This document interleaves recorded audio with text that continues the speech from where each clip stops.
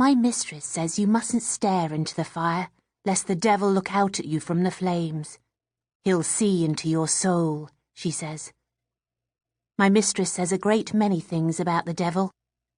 But before cockcrow, when my mistress is still abed, and I'm sitting on my heels coaxing the embers into life with my breath, I stare into the fire with no fear of the devil.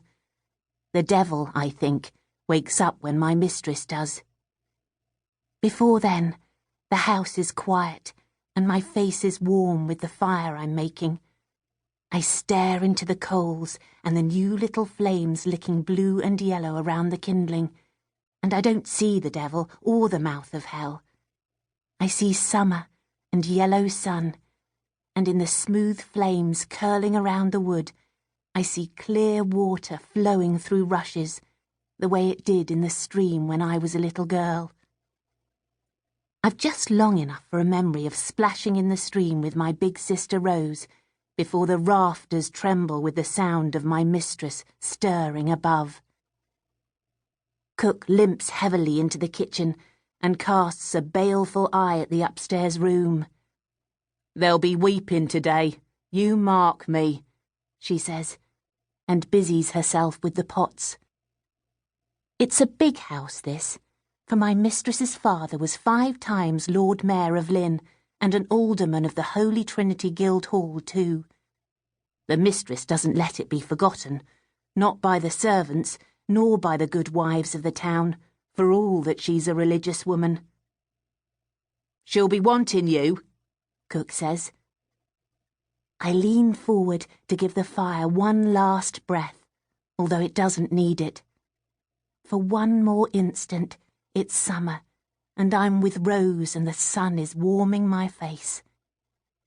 Then I rock back on my heels and stand, letting the cold air settle around me.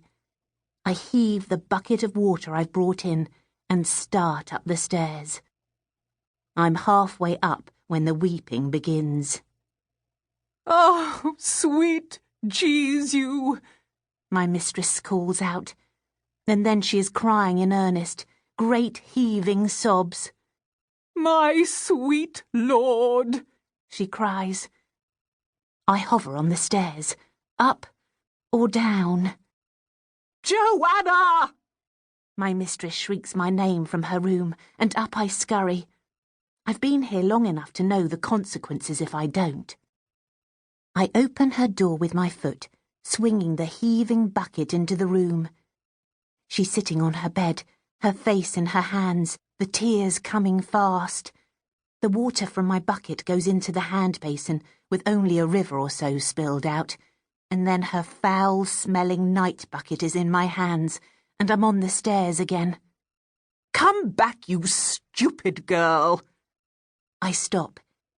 Even when she's full of the passion that Our Lady Mary suffered for her poor son, my mistress notices things.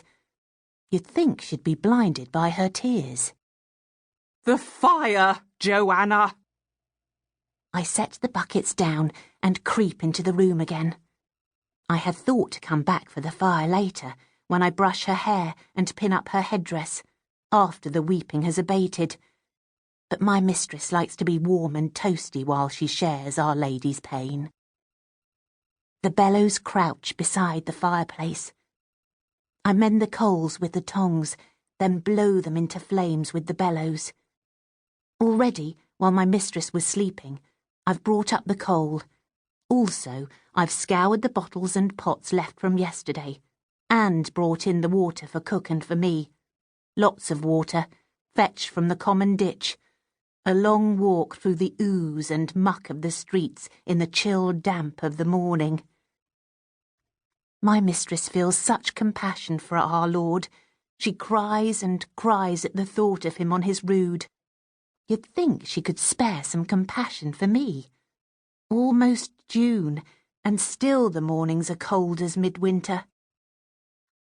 She interrupts her weeping to say, "Don't dally before the fire, you wicked girl. The devil creeps into the souls of those who dally." She should know.